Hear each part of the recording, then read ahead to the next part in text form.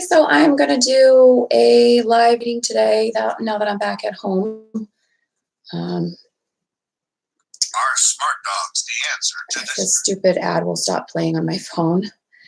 Okay, so it's really nice weather right now in New York. And I wanted to have a discussion about narcissists and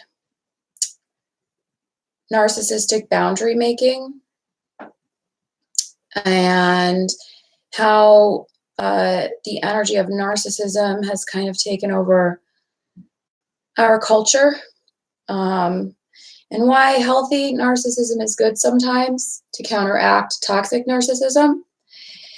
I know a lot about narcissists because I dealt with one years ago, not recently, but this was like 5 years ago. Seems like a longer time ago because, sometimes time seems to move in much more years when you spiritually grow rapidly. So your time frame seems longer than, it seems like more like 10 years than 5 years sometimes when you've dealt with a narcissist, when you're done with them, because you spiritually develop and grow so much from the experience.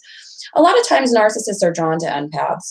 It's kind of pretty common because they feed off of the energy and they end up being kind of like a twin flame of an empath. Everybody has a different definition of twin flames, but my definition and my best friend Melissa's definition is that twin flames are not meant to stay together. They're not like a soulmate. Soulmate relationships are very easy. They tend to be like your best friend. Everything's comfortable. It goes nicely, et cetera, et cetera. But twin flame, on the other hand, is like you both teach each other by being opposites to one another, and you kind of like keep separating and pushing each other apart. And through your conflict, you learn things about life from one another and hopefully grow from that, but you don't stay together. That's twin flame. And it's a very intense connection. So I think a lot of people who are empaths have dealt with a narcissist at least once. So when I talk, I'm talking from experience. I'm not going to talk about my situation because I don't think it's really anybody's business. And second of all, I don't really want to dwell on it, but this is just to get you to understand why I know narcissists so very well. And again, it was like 5 years ago. I'm over it. And I've also dealt with them in a counseling setting as well. I think I actually learned them better because I was with one years ago. So I understand that this type of manner of acting extremely, extremely, extremely well. Hi guys, thanks for joining. Thanks for watching. Hi guys. Okay, so I did a video mentioning narcissists before and people seem to really like it. So I'm doing another one, like starting out talking about narcissists. And essentially, what a narcissist is, they're very absorbed and into themselves. Some of them are very conceited and they brag about themselves. All they do is talk about themselves. They often talk in the third person. Good example is the president talking about himself in third person. Not just him, but a lot of presidents have narcissistic traits that I can think of off the top of my head. I think Clinton, for example, has sociopathic tendencies. Her husband, not her. She's not charming enough to have that. So I think a lot of presidents have these personality disorder traits. I don't think it's just the one we have now, just to say. So good examples of that, like I said, is talking in the third person about yourself, making yourself the center of everything, bragging about yourself. But some narcissists are actually, they're not overt, they're covert. So covert narcissists are more like, they're more like underhanded and manipulative. So they will kind of like make everything about them, but it's not because they think they're so amazing and better than others. It's because they have an interior emptiness, usually because of childhood neglect, abuse, something having to do with that, which made them develop this personality disorder. So they will do things like gaslighting. They will do things like, lying constantly, infidelity, etc., because they feel like an empty shell. They never have enough. So like an example of gaslighting is, say Joe is in a relationship with Mary, and Joe says to Mary, you said you went to the grocery store last Wednesday, when I asked you where you were, but you didn't come back with any groceries. And then Mary would say to Joe, I never said that. What are you talking about? And then Joe will say, yes, you did say that. And then Mary will say, no, I didn't. You must be crazy. You're imagining things again. Stop being so crazy. That's gaslighting. So Mary was trying to take the attention off of herself from Joe, in order to seem, without being called out as a liar, in order to seem like the person with the upper hand. So she just resorted to calling him crazy and make him question his thoughts. Then Joe will sit by himself and say, did she really tell me she went to the grocery store last Wednesday?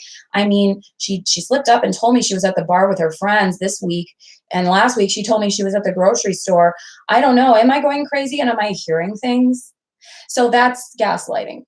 So the best way to deal with narcissists, there's actually two different techniques you can use, so that I know of that are very effective. So because we live in a culture of narcissism, and there are quite a lot of people who have these types of tendencies or traits. I'm looking at the live chat right now. Okay, I'm not talking about Megan right now, so I'm gonna go to that topic next, not for a little while. And just so you know, there's not going to be any negativity towards her. I'm not doing that on this channel. I'm making a point not to do that, because I think that what she's dealing with is global bullying. And as an Aquarius moon, when I see somebody who's being repeatedly thrown into the fire, I can't take part in adding to that energy. So if I do like a reading, it's just going to be as neutral as possible, but it's going to be more on the positive side. And that's it. But anyway, so to go back to what I was saying is that basically, in order to deal with these types of people, what would you do? Okay. The reason why I'm doing this as the intro to the video is because I had emails afterwards, and I had a lot of requests to talk about this kind of stuff more, because I worked in the mental health field and I've dealt with it in my own life, etc. So basically, the way in which you would deal with them is, right, okay, but the truth is not always negative. And I've said this several times on my, this is just to address the Meg and Harry thing. I said this several times on my channel in the comment section. I'm not going to name any names, but the readers who are constantly skewing their readings negatively, I would question their motives, to be perfectly honest with you, and getting a reading from somebody who is doing that. Because if your readings are constantly coming from a negative energy, there is something within yourself that is negative. You know, I have tried very strenuously and very hard to remove a lot of toxic negative energy out of my life. And I have spoken from experience on a previous video, if you have watched it, that says, why am I nicer towards the royals now? Because when I was more negative in my readings, and I take ownership of my behavior, when I was more negative in my readings, that was because I was dealing with a situation that was making me more negative in my mindset overall. That is not my general personality to have readings coming out over and over and over again so negative. So there is no fairy tale. There is no, I'm trying to be fake or something. That's not what it is. My general personality is not one to constantly jump on every single tabloid that comes out and to say, oh yes, this must be true because it's in the tabloids. That's not my personality. Never was. And as I said, when I was doing my other videos before, during the summer, because ever since October, the energy has shifted all in my direction, which is my real energy, because I'm doing these alone since October. Before October, actually before September, so it was only about 3 or 4 months that those videos were more negative. 3 or 4 months out of the life of this channel, which is small in comparison to all the videos I've done, 3 or 4 months out of the life of this channel, my videos were more negative because I was working consistently and around somebody who had negative energy feeding my negative energy. So then the readings became negative. So what I would, and I had to take full ownership of that. However, it doesn't mean there was some truth to the readings. Of course, that there wasn't some truth to the readings. Of course, there was some truth to the readings. But what I will say is, while there's truth to every reading, or not every reading, but most readings you may watch on the internet from other readers, that does not mean that just because there's some truth to those readings, that it needs to always be skewed in a negative direction. And as I said, I'm not naming names, and I won't confirm or respond if you name a certain reader's name or anything, but that negative energy, that's the reader themselves putting the negative skew on things. That is not, oh, everything's negative, she's some kind of monster. I'm sorry, I don't buy that. I don't believe it. And that's not because I'm trying so hard to be nice. I just don't buy she's as bad as everybody's saying she is. So, and I think a lot of this stuff that's coming out now is getting more and more ridiculous, to be quite frank. So if I read about something, I will read about it like, okay, how did the visit go, right? I'm not going to read a tabloid though. I know that they visited the baby, so I'll do a reading on it, but I'm not going to sit down and read all the things written by the Sun or any other newspaper or articles or whatever the hell they are, and sit here and like change my mindset to go towards a negative direction. Because like I just said, some readers, not all, but the ones who are constantly basing all their readings off of tabloid articles, I mean, there's no way to really say here nor there if that's factual or true. So to base a reading off of that is kind of basing it on negative hearsay. I'd rather just do a reading. Okay, there was a visit. How did the visit go? I'm not reading anything negative about it. That's what I mean. So,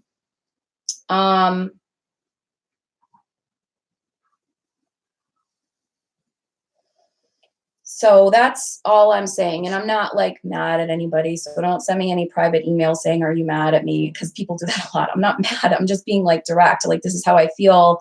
This is my channel. This is what I'm going to do on it now. And it's not going back to those 4 months the way it was over the summer.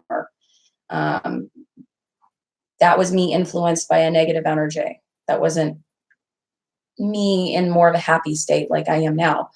So, so anyways, my stupid phone is doing something, interruptions for some reason. I don't know why that is. I have to fix my Wi-Fi. This is why I keep doing pre-recordeds. So anyways, if you're dealing, to answer the questions from the beginning of the video, that I got some people asking me for that, especially people I was doing life coaching with recently. There's been people getting life coaching sessions about narcissists. To deal with a narcissist, you either have to like fight fire with fire, or you have to give them gray rock. You can't really be nice to them, unfortunately. And I believe in being nice for the most part, but not with narcissists. Gray rock is like interacting as little as possible. You know, like if they ask a question that's leading, you respond by, well, that's nice. I'm doing such and such, and then going about your business and avoiding them.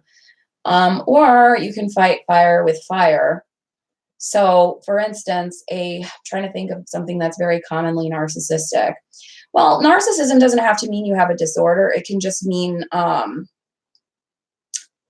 you have the traits of narcissism. And there's a lot of people in this culture that do.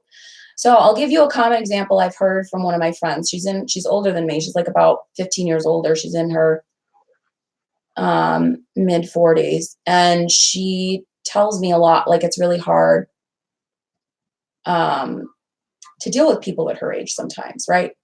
And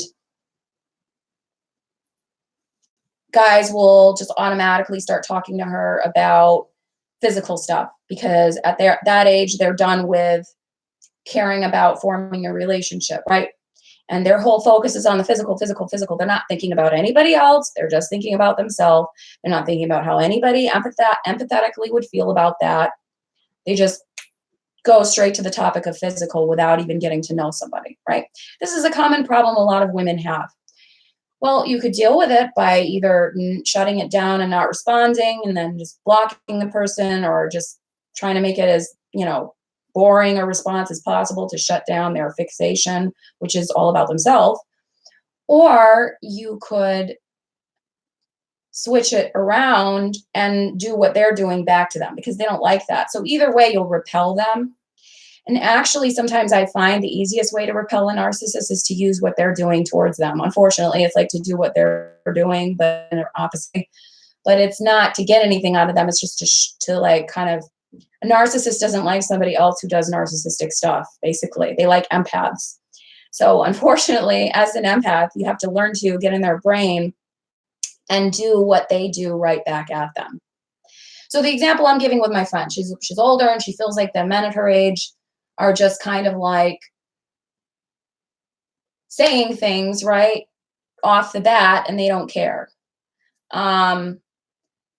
They have nothing to lose. They don't want to put an effort in, but it is still very inherently narcissistic to think of your needs first and to only talk about your needs when the other person isn't necessarily bringing up that topic, right?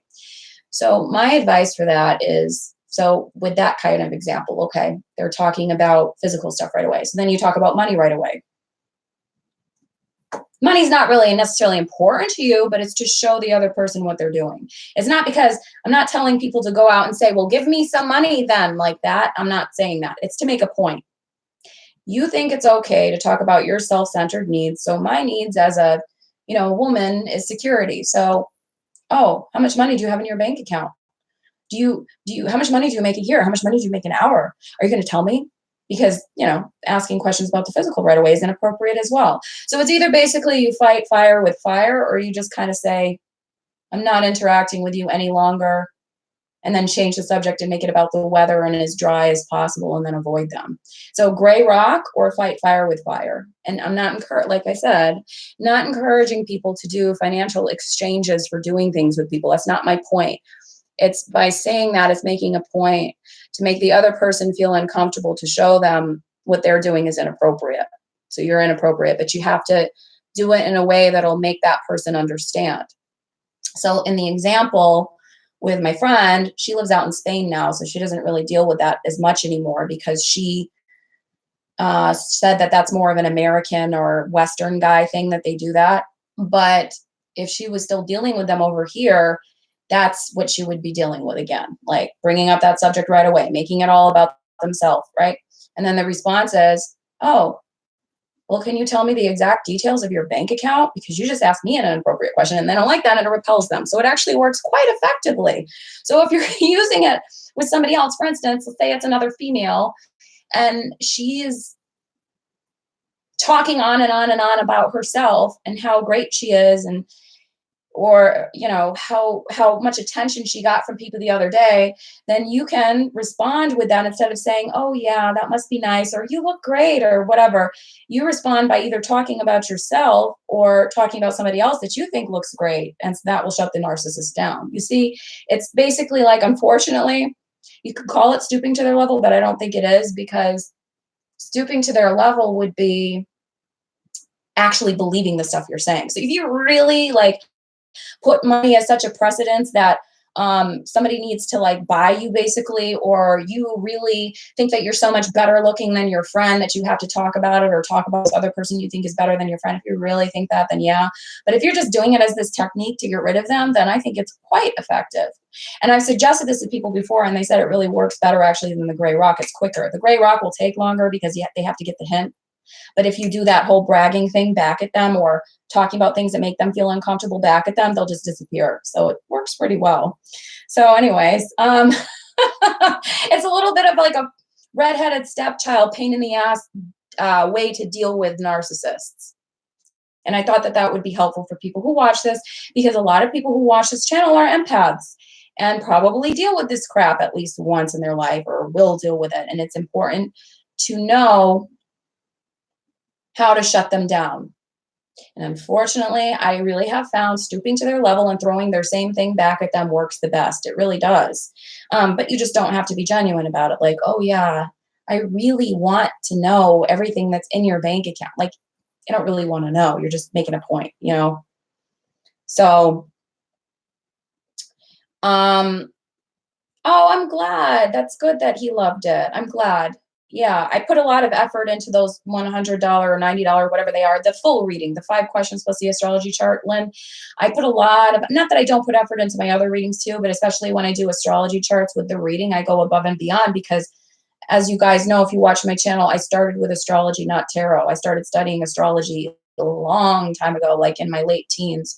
So, well, it wasn't that long ago, but still, it was a long time ago. So, because I studied it back then, even before cards, I really, know that I know cards too, but astrology is like a study that you can talk about. So, like, I know that, and I get really into it when I do the full reading that people order. So I'm glad he liked it, and I made sure I had it for his birthday. So I'm glad. Heidi, yeah, I could teach it. I mean, the thing is that um, I have a pre-recorded video to teach the major arcana. A few people have gotten it. I don't know if people would prefer a live reading where they can ask questions while I'm doing it. But I do have something that's a pre-recorded major arcana. What I do mostly now is I've been doing actually a lot of life coaching, and I've been doing 3-question readings, 5-question plus a chart reading, astrology charts is what I've been doing mostly. Just like reading wise that people order off of the website that they pay for. But I mean, I would do a class, but the thing is I don't know if a live interaction one might be better. I could make another channel for that. I'm not sure. I might do that. I talked about it with some people who get readings from me, but I still haven't decided yet because I have a lot of other things that I'm trying to do.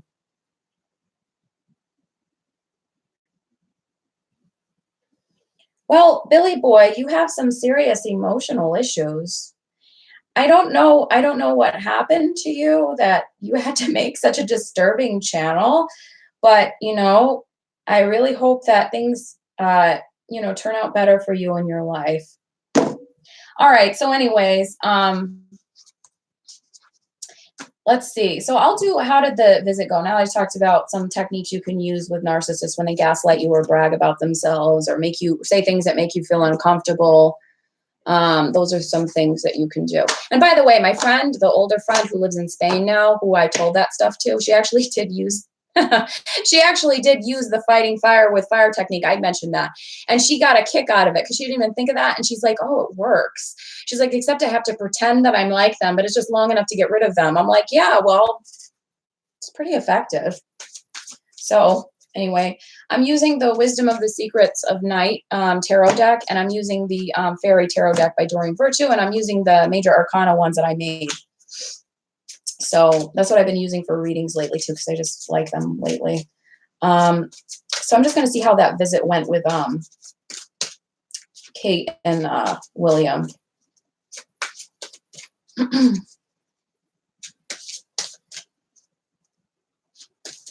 Yeah, I try to say something nice to them before I get rid of them because I can't have them disrupting the comment sections. It's just, I feel like it dissipates the energy a little bit better. Because I don't think trolls aren't really narcissists. They're just they're like low self-esteem attention seekers. I don't know what they are. They're just really sad or something. So, yeah. And again, as I was saying earlier, I got off the narcissist topic, then I went to the royals because I saw comments about the royals in the comment section.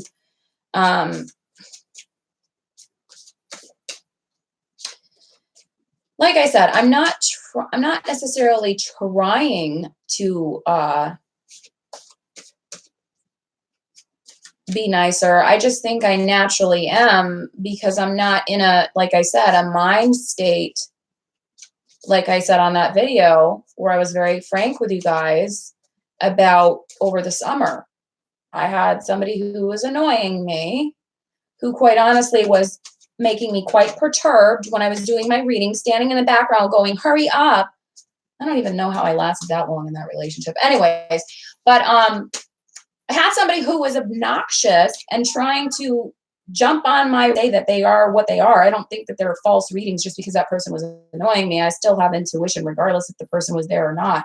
But I'm saying that they had more of a negatively skewed energy because of that. That's what I meant earlier.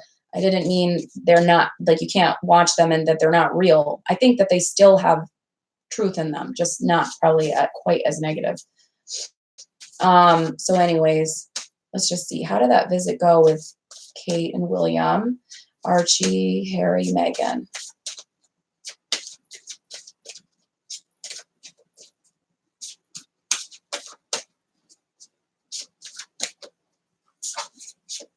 Let's see.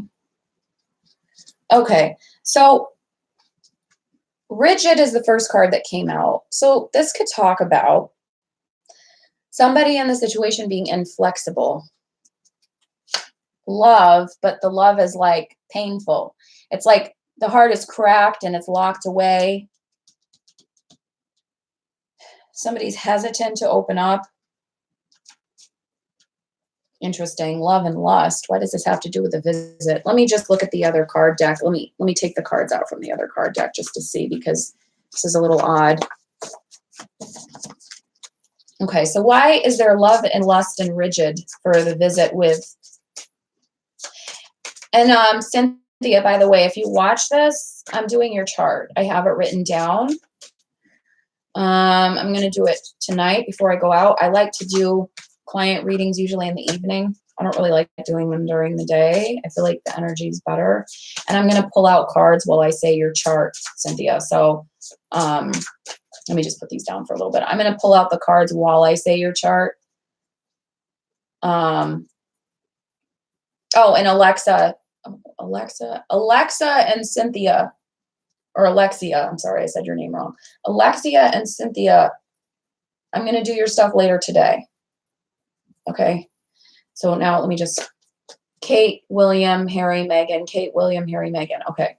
So Kate, William, Harry, Meghan, how did that visit go? Why did lust and love and rigid come out? Lust and love and rigid. Why did those come out?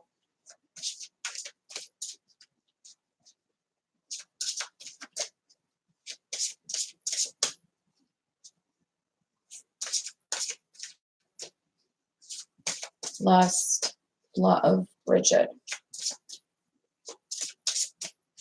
Okay.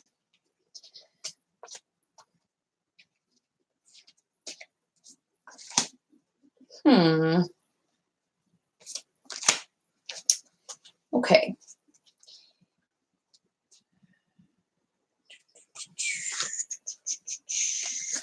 Okay, so who is the sun referring to? Who is the sun? Eight of Swords, release, and Eight of Cups referring to? And Four of Swords. Who are those cards that I just pulled out referring to? Which person are they referring to?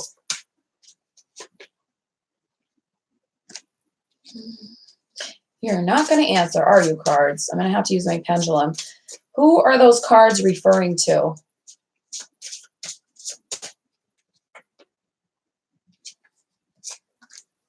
Let's see.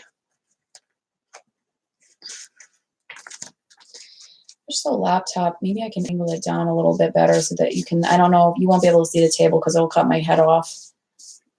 Yeah. That's why, like, I either have to do it this way or I have to just show my hands, because I don't feel like you can get both with being able to see the cards. But anyways, if I had another camera where it could show this while I'm doing it, I would do that. Like, show it in the corner.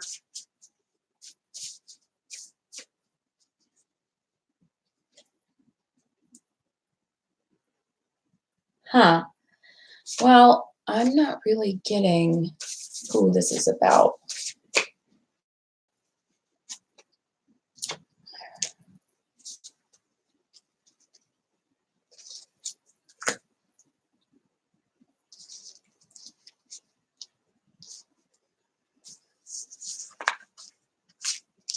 My feeling is it could be about William or Meghan. Okay.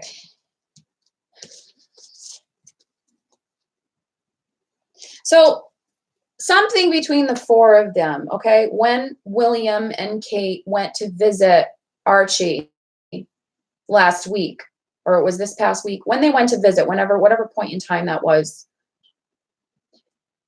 something felt kind of like broken in the love relationship, either between two of them or between all four of them. In the loving feelings or the camaraderie they could have, it feels a little like hesitant, like somebody's guarding themselves. There's a heart, but it's cracked.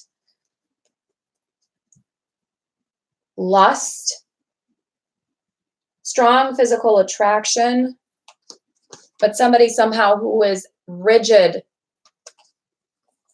and unbending, unyielding.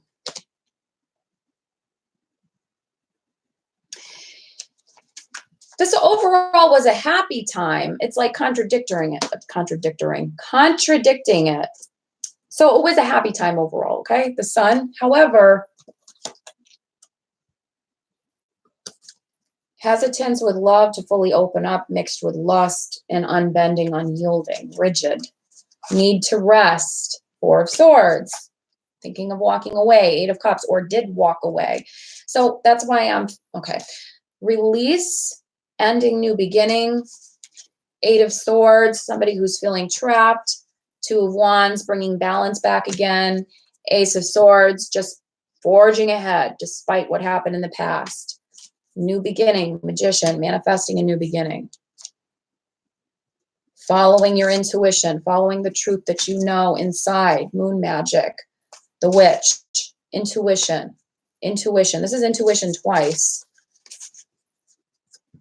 Following your intuition, the truth that you know inside, listening to the voice of your soul to manifest a positive new beginning. Because of this birth, the Sun, need to rest, rebalance one another. I think this is William and Harry. This is Megan's need to rest. Somebody either thinking of walking away, either that's Megan thinking of walking away, or it's William who did walk away before because they were, not getting along. This is the double-edged sword of trying to mend things. And this is the person who kind of feels isolated out by themselves and trapped. I keep feeling like this energy is Megan.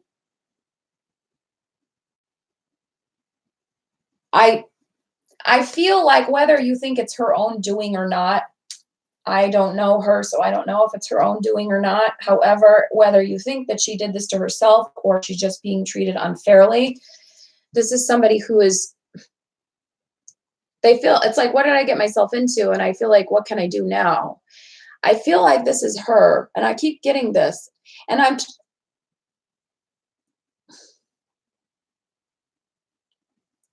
this is why, this is the reason also why, like, I feel a lot of compassion for her. I don't care what all those tabloids say. I don't care what they want to write about her. I keep getting this energy from her when I do readings about her for some reason. The last couple of readings, and whenever I think about it, because everybody likes these kind of readings on this channel, so I think about this topic sometimes on my own. Because I've done so many readings on it, and I keep feeling this energy when I think about her, the Eight of Swords. And it says direct, I don't usually read off the cards, but I'll read it. You have what it takes if only you believe in yourself, thinking that you're powerless when you are not. You're being kept from getting what you want. So there's a desire to, or a need to, let go of the past and move forward with the future. Right? The Release card is originally the Death card. They just made it more positive in this deck, but it's still the same meaning. It's an ending and a new beginning. I think it's kind of like William and Harry trying to say, let bygones be bygones. Let's try to bring balance to one another, balance to the situation, justice.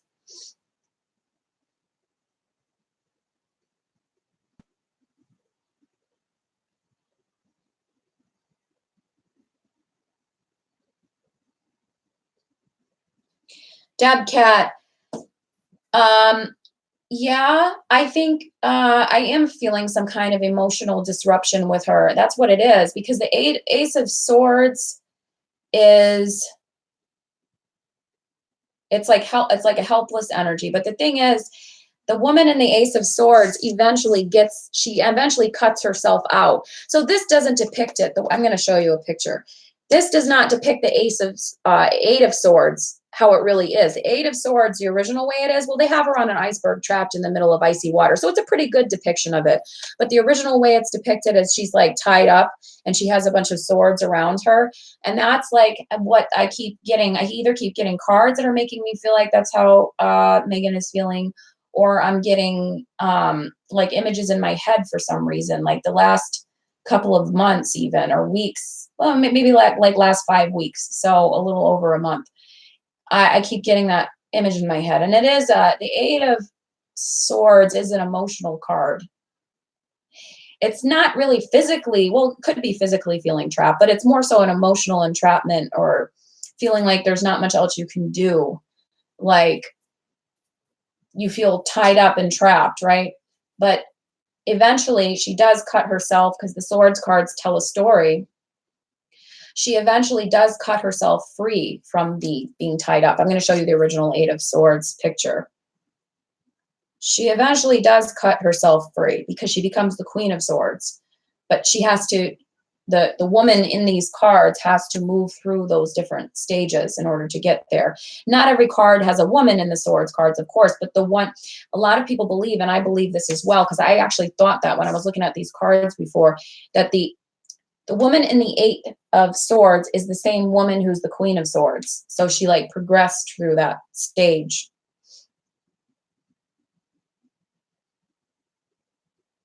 I'm going to look up a picture so I can show you guys what it looks like in the Rider-Waite.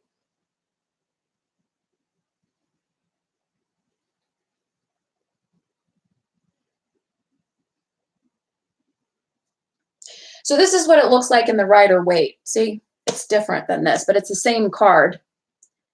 So, because I don't have my Rider-Waites with me right at the table right now. This is what it looks like. And it's still the same energy, though. This just is skewing it a little bit more positively, but it's still the same thing. You know, she's blindfolded and she's tied up, but eventually she moves on and she can overcome these feelings of being trapped at all sides. You know, she's surrounded by the swords. I kind of feel like this is the swords, or the surrounding voices coming down on her from the media and the pressures. And I do have a strong feeling that she wasn't told fully what things were really going to be like once she got married to him. I really don't feel like he told her as much as he says that he did. So yeah, but I do think that William and Harry are trying to, you know, mend this. They're trying to, because of the birth of the baby, the new baby, they're trying to have this optimistic relationship manifest anew with one another, with the Magician. And it's kind of like a double-edged sword situation. The more negative press comes out, the more I feel like William has an undertone of "I told you so." I don't think because he necessarily disliked her as a person. My feeling is that he felt like it was going to be too much controversy and that it was going to end up like this, and he was kind of right about it. Not that it makes her a horrible person, but that there was going to be this shit storm surrounding them, basically. And my feeling is, these are not fact, it's just my feelings, but my feeling is that he kind of talked to him and he said, you know, maybe you should wait longer because there's all this factor with her, this factor with her, this factor with her, and it might not be received so well. And then Harry just didn't want to hear it because he felt so in love and lust, whatever you want to call it, I think in love. And he just didn't want to hear it. And so they are trying to make amends. They're trying to balance again, Two of Wands, but then they have this double-edged sword situation. Megan's trying to rest herself. She's had these thoughts cross her mind, or this was William who had previously done this.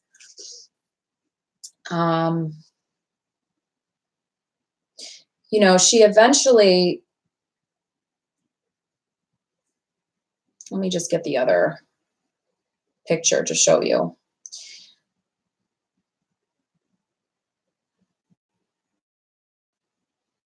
Eventually, she's trapped and tied up with those swords all around her.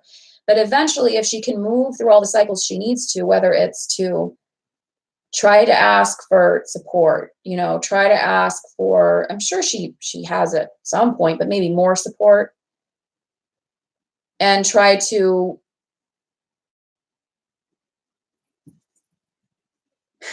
self-reflect, but also ask for more support from others, because I feel like she needs more support, then eventually she can move through the cycles that she needs to, and she can be the Queen of Swords instead of feeling like that Eight of Swords energy. Because the Queen of Swords then takes, the story is, she takes the sword, releases herself from everything that's tying her up and surrounding her, and she becomes, determined and whole again, and knows where she's going, and she doesn't have that, this feeling surrounding her anymore.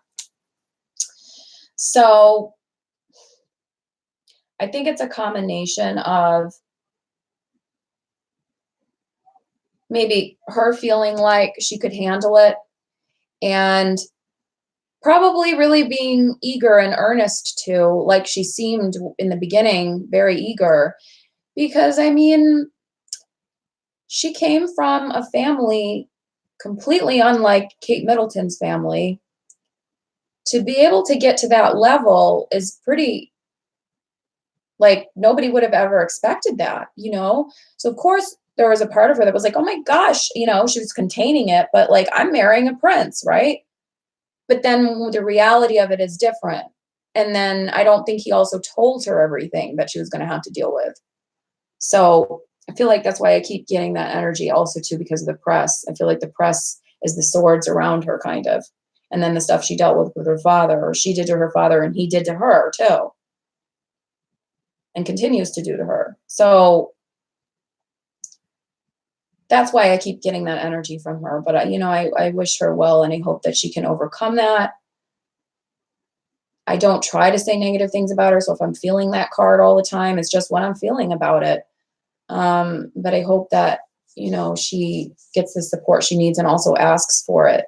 And I did get that message in the Victoria reading too. It was weird. But like, it was funny because when I did that Victoria reading, my voice was like so soft, and I wasn't putting that on. It was just like coming out as like this very soft, like grandmotherly voice, I guess. Like, okay, honey, like that. So it was kind of going in that direction as well. Victoria was kind of saying, like, you need support. And, I understand you need support to her. But the Elizabeth I reading will be interesting, because that's really far back. And Elizabeth I was a Virgo. So I like that. I'll resonate with her. And she was a redhead. So that'll be cool. But I'm just getting like, yeah, they're trying to make amends, let bygones be bygones, kind of, but they're repairing the relationship, the brothers. And the thing was always between the brothers. I remember when I first did, even when, like I said, that's why I said my readings weren't necessarily not true just because they had a negative undertone. I don't mean because people have negative undertones on the reading that it's a lie. That's not what I'm saying. Just like positivity only is not the truth all the time. I'm just saying that a lot of things in life are perception. And so you can choose to put a positive perception on something, or you can choose to put a negative perception on something. And that is all subjective. That's not fact. And I'm choosing to put a positive perception on things and a supportive perception on things. So let me just clarify this reading a little bit, because I got off on a tangent talking about the Eight of Swords, because I keep getting that energy. So let me just,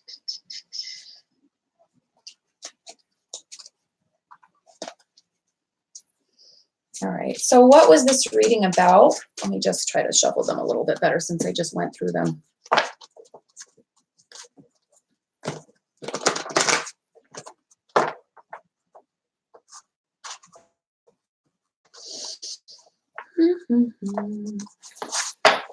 This thing is in my way.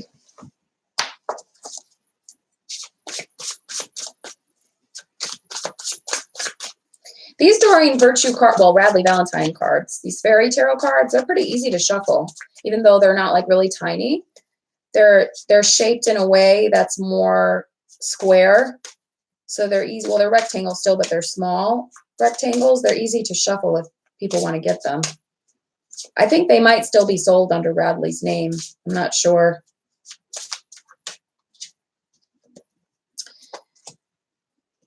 Yeah, you see, that's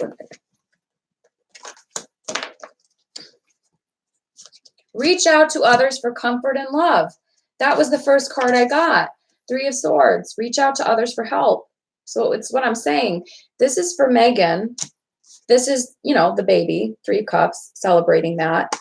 This is releasing, letting go of the past, endings, new beginnings, bygones be bygones. That's with Harry, King of Pentacles. And that's with the argument, right? 5 of Wands with William. That's what they're trying to do. Let go, be bygones, be bygones. Somebody came out from being left out in the cold, 5 of Pentacles.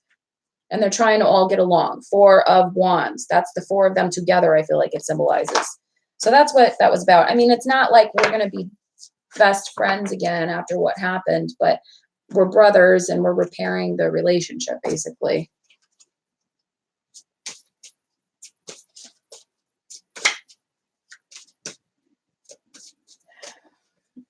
How do they feel about the baby? How do Kate and William feel about the baby?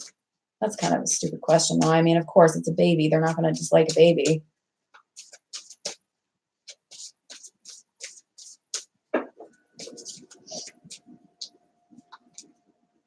Oh, beauty, which is, you know, love, beautiful. Look at that beautiful baby. We love him. We're going to put things aside to go look at the baby or visit the baby. Choices, let's come together. The opposites, black and white.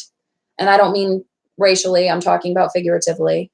Black and white, you know, opposites. Put things in the past. Let's come in the middle, right?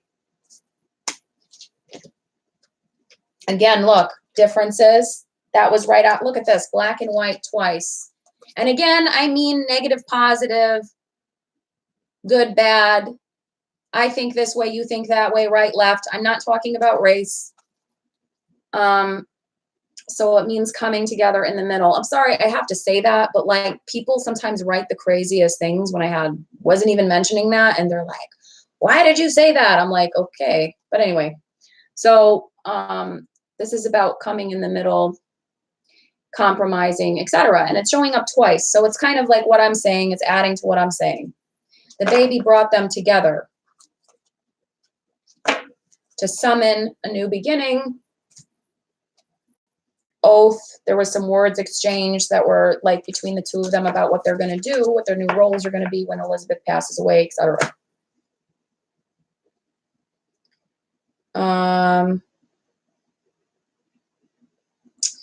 Why is my connection continuously messing up? I need to get that Wi-Fi thing.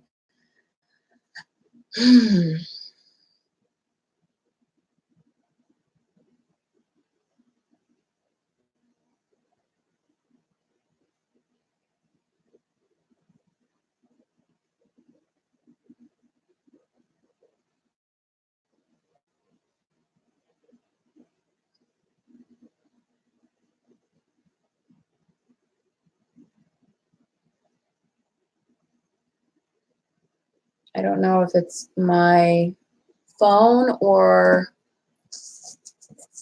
if it's still streaming. I don't know what's going on. So anyways, these are mine. These are the major arcana. Sorry about that. My Wi-Fi is funny. I think it works better on my laptop than my phone. So then on my phone, I'm thinking it's not working on the laptop, but I think it is because the laptop's new and it has a stronger connection. But anyway, so flight. This is Gemini energy, even though it's number 7, right? Which is Cancer. This is also Gemini energy. This hummingbird symbolizes Gemini, I feel like, for like a spirit animal. I feel like air signs are very much like this energy. So we're going into that energy right now. And they are too. You know, this is about moving forward, getting things done. It's going to be warm out. We can do, you know, of course, people are more active when it's warmer out. And we have this rebirth. We have this baby. We have this new beginning. We're going to try to make amends because there's a baby here, etc. Sun, positivity, optimism.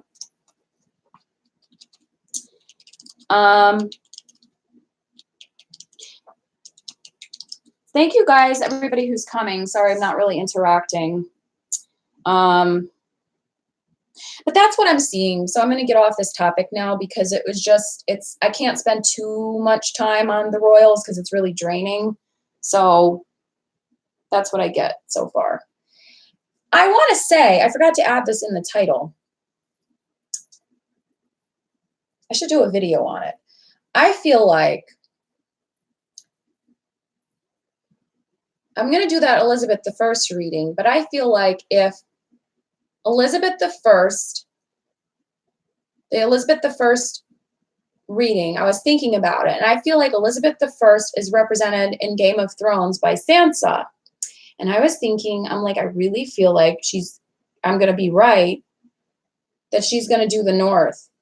If you watch that show, she's going to be the person who rules the North. Because I kept thinking about the show, and I was thinking about Elizabeth I because I'm going to do a tarot reading on her soon, a spirit channeling session with her. And so I was thinking about her more, and I was thinking about all the parallels she has to the character Sansa, how Elizabeth was sent away somewhere, how Elizabeth was sexually abused by somebody. Sansa was actually attacked in the show. They have red hair. She's like constantly being mean to by like another female character. Like it's not Sansa's sister, but it's her sister-in-law. And then Bloody Mary was Elizabeth's sister, and all the different parallels. And I'm like, why would they set somebody up in that show to look like Elizabeth I if they weren't going to make her have a role like that in the end? So I think she'll probably be like, and I could be wrong, but my feeling is, and it has been for a while now, like a couple years, that she's going to be the person in the North. And then they're going to have things like the North is going to be able to do things on their own, or she's just going to be very important in the end and have leadership, not necessarily the person, but like leadership.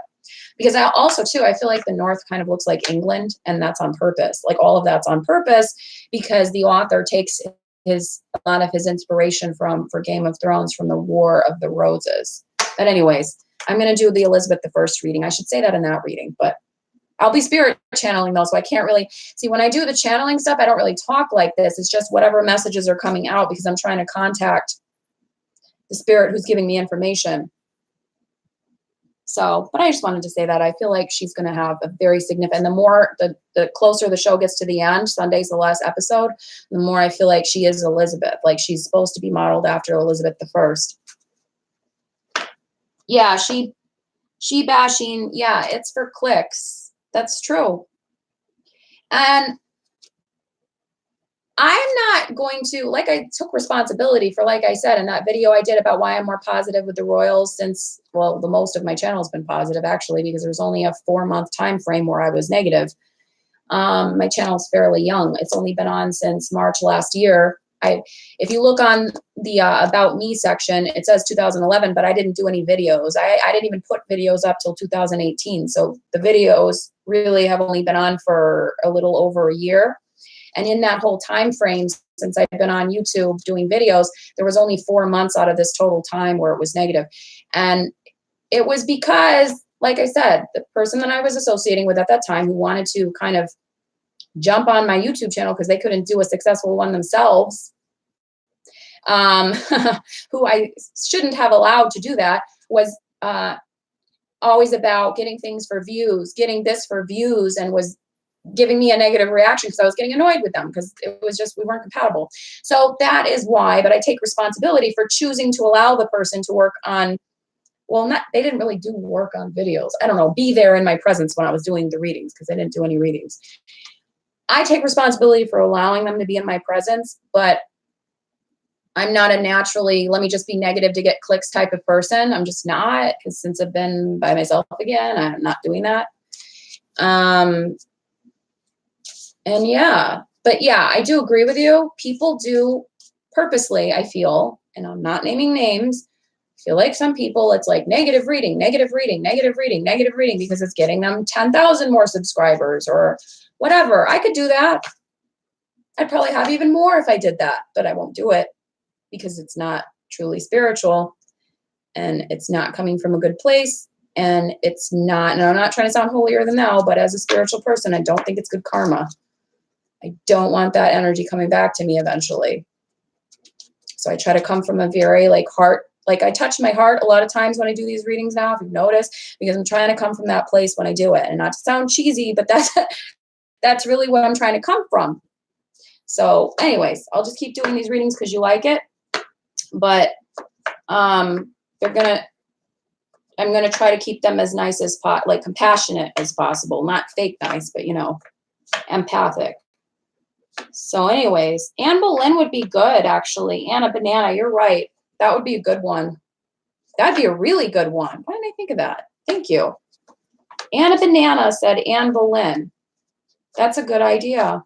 Because she was a very controversial woman. She'd have some interesting things to say. She might be related to somebody. Well, she is, isn't she? Wasn't it actually surprisingly Kate that was related to her? Everybody thought it was Meghan, but it was Kate, I think, that was related to Anne Boleyn.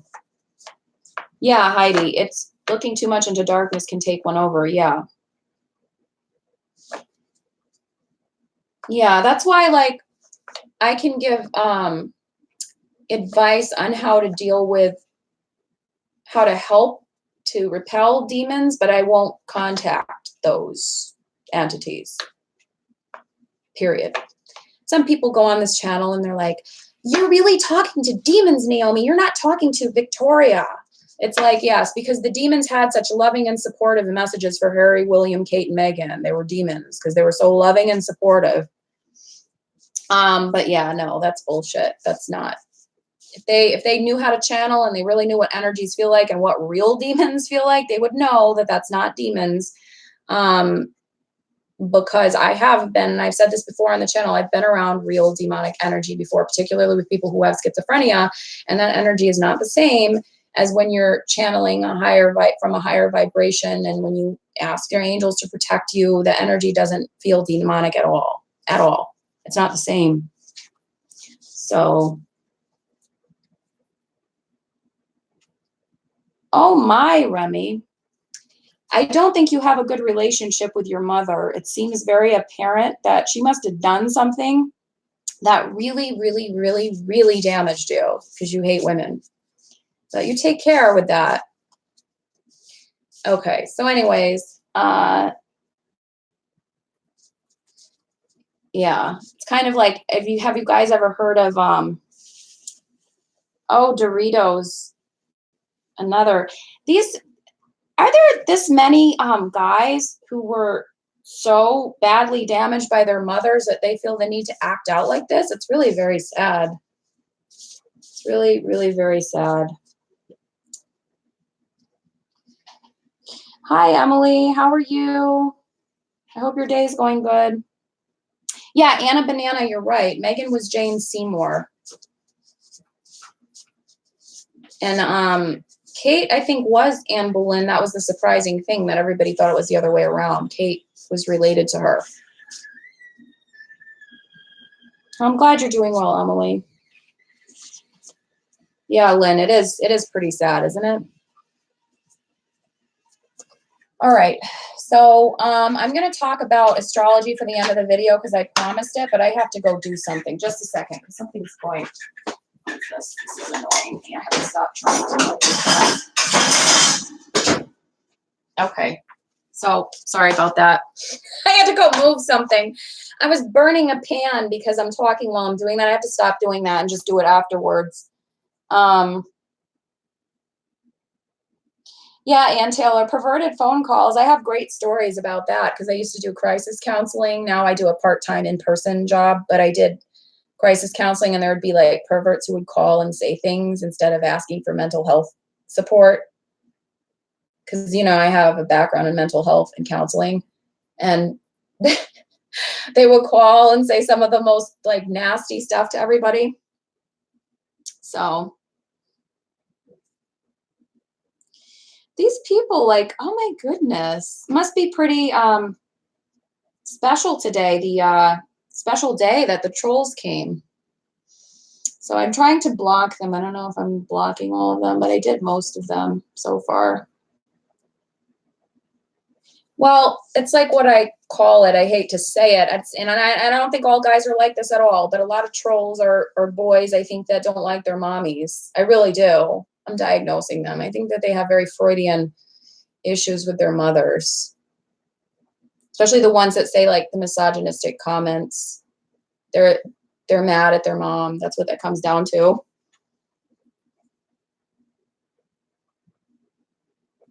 Can I download the camera?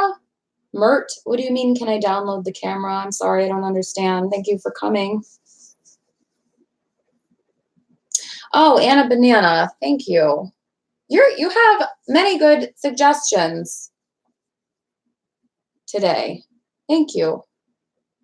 So yeah, I have to get back on the topic and stop being ADD. So I was going to talk about astrology at the end of the video. So we're going into Gemini energy very soon. It's going to be around Queen Victoria's birthday, actually. Her birthday, I believe, is the 24th or 23rd. I think it's the 24th. And Gemini, I think, is on the 21st. We just had a full moon in Scorpio. Anna so nicely added that so I'd remember. And that basically means, and even if, okay, so the full moon, I think it was supposed to be last night on Friday. I should have done a video, damn it. I went out and I forgot. So the full moon was on Friday night. And well, actually, if you were the people I did the readings for last night before I went out, Karen and Charlotte, that's why you got such a supercharged reading. Now I see why, because I was like really energetic and I just kept saying things. It's probably because of the full moon. That's why. Now I see, because I was like, why do I have so much energy all of a sudden? So you got good readings. So anyways,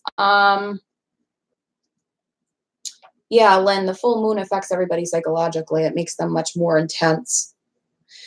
So the full moon in Scorpio is a very, very intense moon. It's a very introspective moon. So if there's anything that you needed to get out in the open, that a truth that you needed to speak or you needed to hear,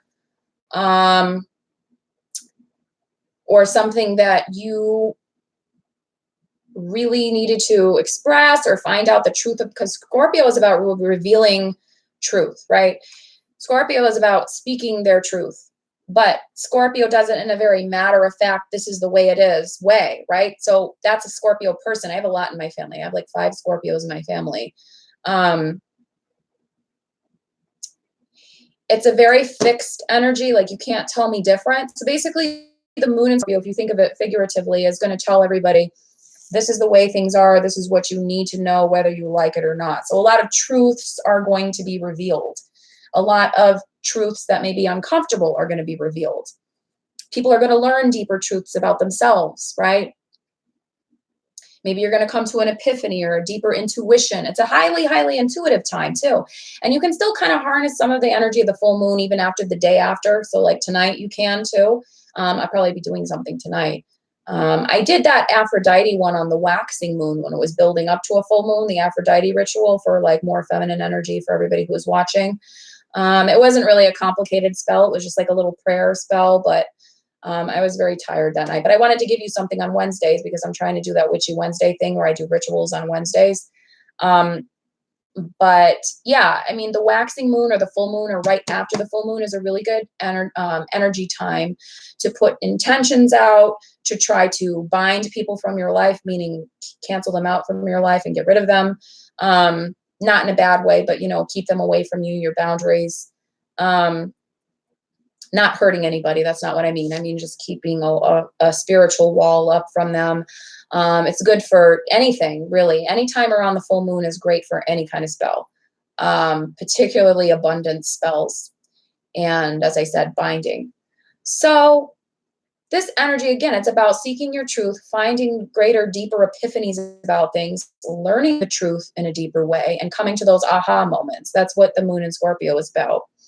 Then we're going into the sun in Gemini, which is about our egos. The moon is more about our souls and what is our soul going to focus on for this time period for the full moon. The sun and what the sun shines in is all about ego energy and how it affects our personalities.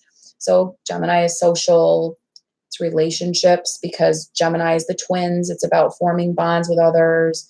It's about going out there, doing things that'll push you out of your comfort zone a little bit more. Oh, Kelly, I'm so happy you did it. That's good. Thanks for coming.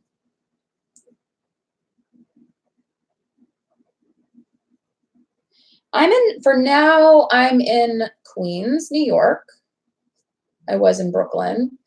I may end up, though, by the end of summer somewhere else. I haven't decided. I'm kind of a free agent right now where I'm trying to decide if I should stay here or not, to be perfectly honest. I've been traveling around a lot lately, so I see other places. Yeah. Well, Kelly, I'm glad you did the incantation. So yeah, when you guys get an incantation from me, so right now I offer abundance and love because I don't really quite feel comfortable doing binding spells with other people right now because that involves me using another person's name and doing something toward them. I don't really feel comfortable with that right now. I can't explain why. I just don't want to do it right now. But money and love ones I can do, not towards specific people, but general ones. And what I do is I teach you in the intention how to do it, and then I do it for you. So if you get that, then you can watch the video later yourself, like Kelly is saying. You can watch the video later yourself and then do the intention at home yourself. And you can do it however many times you want because you'll have the video from me to keep rewatching forever. So, because I don't ever take the videos down. So when you get a reading, when you get, an intention or you get an astrology chart, I will never remove the link to the video. It'll stay up on a private link, however long YouTube keeps it up, and you can rewatch it 20 times if you want. I have a separate channel that only has like 14 subscribers because it's just all it is private videos. There's nothing on it that's public. It's just called Naomi. And that's the channel I send you to look at your private videos. Just so you know, that's what it is. If you if you get an incantation from me. So thanks, Chaz. So yeah, that's some more about the astrology for the month of May going into June. It's about that socializing energy. It's about branching out, forming the relationships with others, socializing with others, forming deeper relationships, doing things maybe you wouldn't do, getting out of your comfort zone. Gemini is extroverted. So it's extroverted energy, even though we had an introspective, introverted moon in Scorpio. Thank you, Anna Banana, for telling me that. We had the introspective moon in Scorpio, right? That's introverted energy, coming to those truths about ourselves and our life, what's right for us, the epiphanies. We're going into an extroverted, meeting other people, talking to other people kind of energy.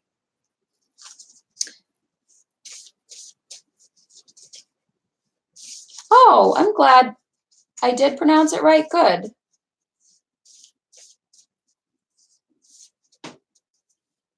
Thanks for your support, Chaz.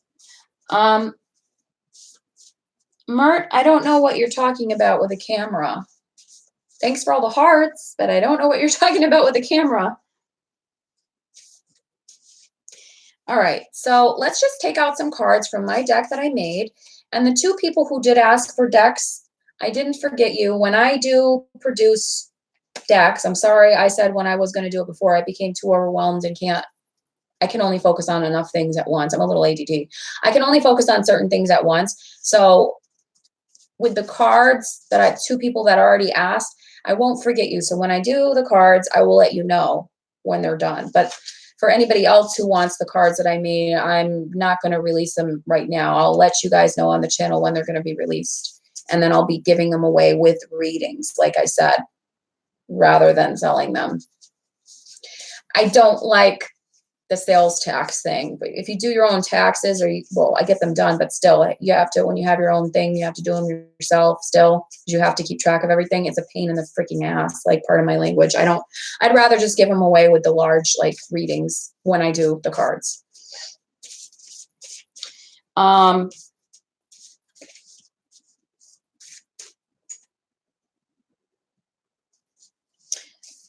Yeah, I mean, I prefer, as Kelly said, donations through PayPal. You can donate through here. I'll get it later, but I prefer them through PayPal. If you can't do it through PayPal and you do it through here, I appreciate it.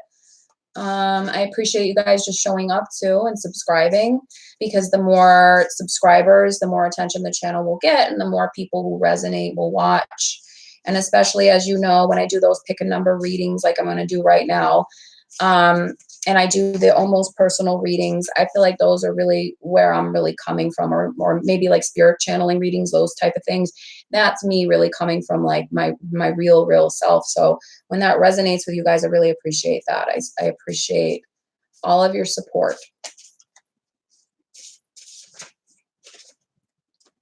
Well, thank you for all the love, Mert.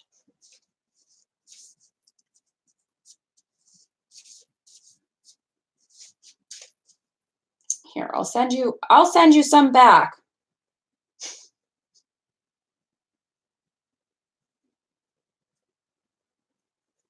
There. So anyways, everybody concentrate on message 1, 2, and 3. So going into this Gemini energy, what is June going to look like for us? 1, 2, and 3 with my cards. Okay, so I'm not looking at them because they don't have backs. C2, and then we'll do it like this for 3. Okay, so pick your number, 1, 2, or 3.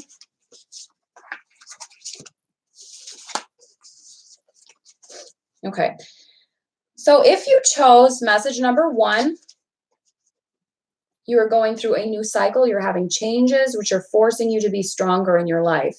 Tradition renewal talks about bridging the old with the new. Bridging the old with the new, right? Change, vibration, number 5. And finding strength through renewals, finding strength through change. Learning that even though change occurs in your life, you still can remain the strong person. You still have a center within yourself that never changes. Your spirit and your center within yourself never changes, even though the outside circumstances may change. So you still will be, you'll be different, but you'll be the same. We all change, but we all stay the same. You know, every person is a collection of different people. You're all those different people, but then there's an essence to yourself that always stays the same. That's what that means. Okay, so the sound, is the sound back? Okay, Lynn says it's back. I don't know, I'm sorry if it's doing that. So you will have changes, you will experience changes that will make you stronger if you can understand that, yes, you're always going to be the same person, but these outside things don't have to change who I am inside. There are different aspects and nuances to me that make me different, but I'm always at the core going to be the same. And you're going to remind yourself of that reminder. Okay, so if you chose message number 2, you're seeking greater balance, or greater balance is needed, and a broader perspective of your life is needed. Universe and balance. So this is happy, sad, moon, sun, love, money, ego, soul. This is talking about balancing those different sides of yourself and allowing you to look at things in your life with a broader perspective. Universe also talks about not taking things so personally.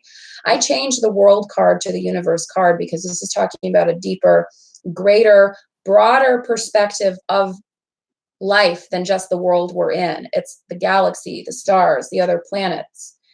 It's realizing that your place in the world is so tiny, but it's still important as part of the universe. Seeking greater balance within yourself between the ego and the soul. We need to feed our egos, and we need to feed our souls. It's important to do both.